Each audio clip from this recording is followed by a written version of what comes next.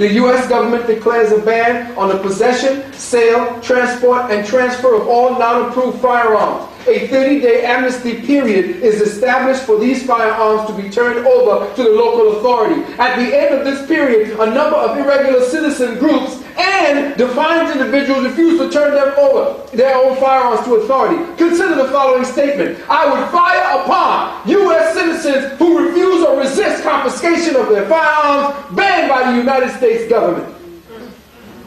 Yes or no? I would fire upon U.S. citizens who refuse or resist confiscation of their firearms banned by the United States government. Yes or no? A while back, this particular survey was given at the 29 Palms Marine Corps Base in California. DD Form 3206, RB 296, Joint Services Training Compact, Army Arms Survey, Part A, confidential when filled in.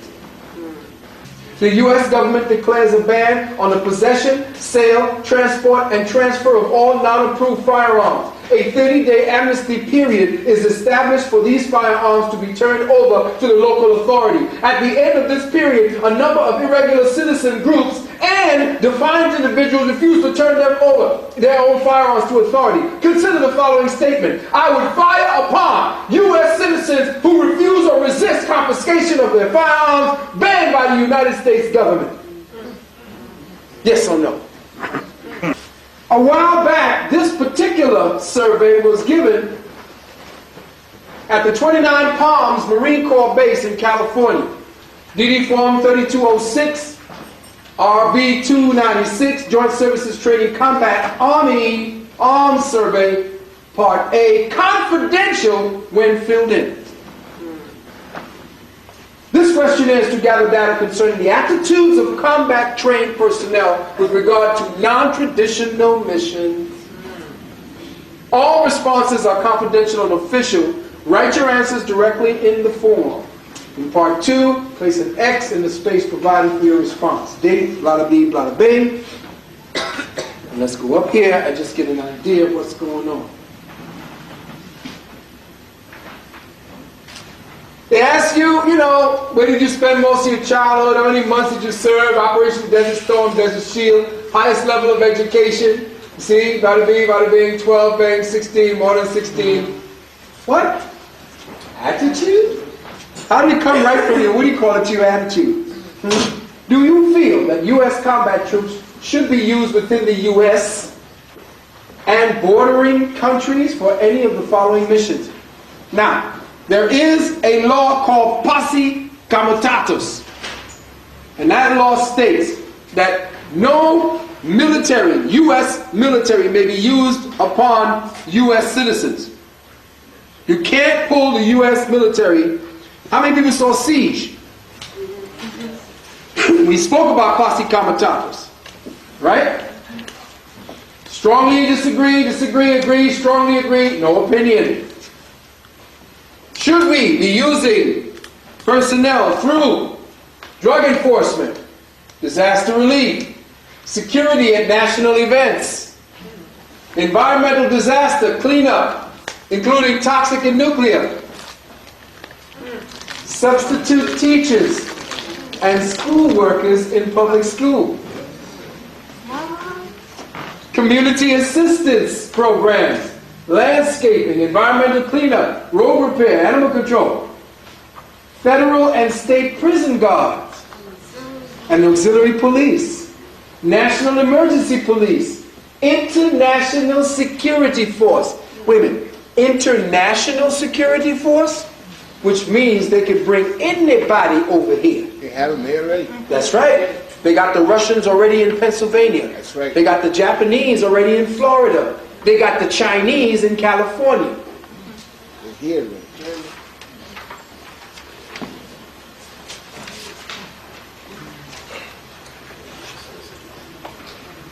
Wait, listen, get better. As what? Advisors to SWAT. Could you imagine this man, an advisor to SWAT? Border Patrol, drug enforcement and interdiction. That means they can kick your door in if you got a grandma or her. What? Wait now, look. Peacekeeping and what? What's happening today? Look at your airports.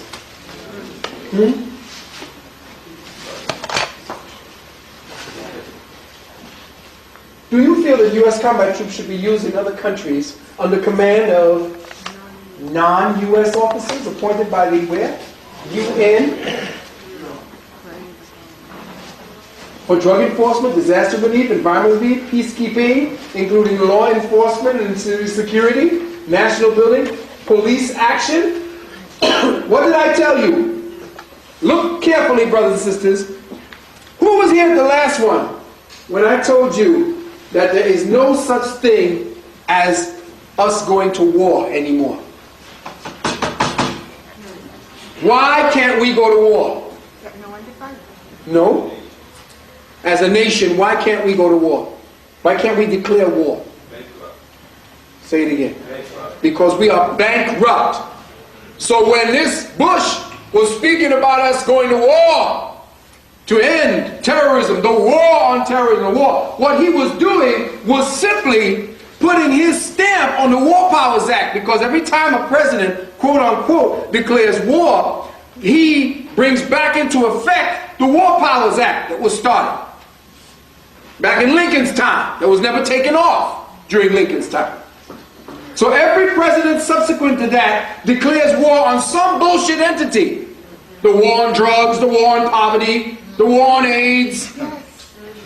All they have to do is say, we're going to war on something. And you become prisoners of war. Because remember, the establishment of a central banking system in the United States' land was against the Constitution, and therefore a hostile act against the people of the United States of America.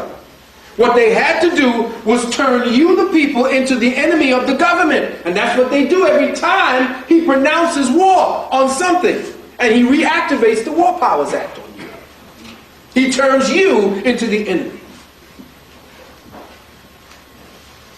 So, when I told you that there couldn't be any war, proof shows you on this very military piece of material, what? They say, should the military be used in times of this? But here they tell you, should the military be used in a police action? And what do they use as an example? Vietnam, that's a storm. So what is this war in Vietnam? What is this war in Korea? What is this war in Desert Storm in Iraq? There were no wars.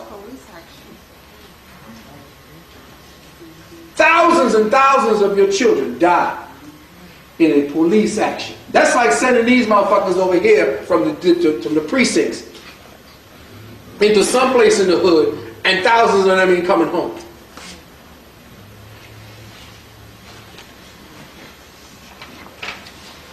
And finally, this is the same survey.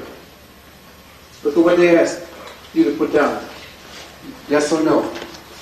What does it say? I feel no, there is no conflict between my oath of office and serving as a UN soldier. Your oath states that you will defend and protect the United States from all enemies, foreign and domestic. That means that you no longer are dealing with your constitutional oath. In other words, if there is no conflict between your oath, there was no oath. You have now abrogated the oath in lieu of becoming a UN soldier, a conscript for the world order, whoever it is that they deem. I feel a designated unit of U.S. combat soldiers should be permanently assigned to the command and control of the UN. I would be willing to volunteer for assignment to a U.S. combat unit under a what? UN commander. I would like the UN member countries, including the U.S., to give the UN all the soldiers necessary to maintain world peace. I would swear to the following code. Listen. I am a United Nations fighting person. I serve in the forces which maintain world peace and every nation's way of life. I swear and affirm to support and defend the Charter of the United Nations, and I am prepared to give my life in its defense. This is the very thing that they tell you to do with the Constitution. The U.S. government declares a ban on the possession, sale, transport, and transfer of all non-approved firearms. A 30-day amnesty period is established for these firearms to be turned over to the local authority. At the end of this period, a number of irregular citizen groups and defiant individuals refuse to turn them over their own firearms to authority. Consider the following statement. I would fire upon U.S. citizens who refuse or resist confiscation of their firearms banned by the United States government. Yes or no?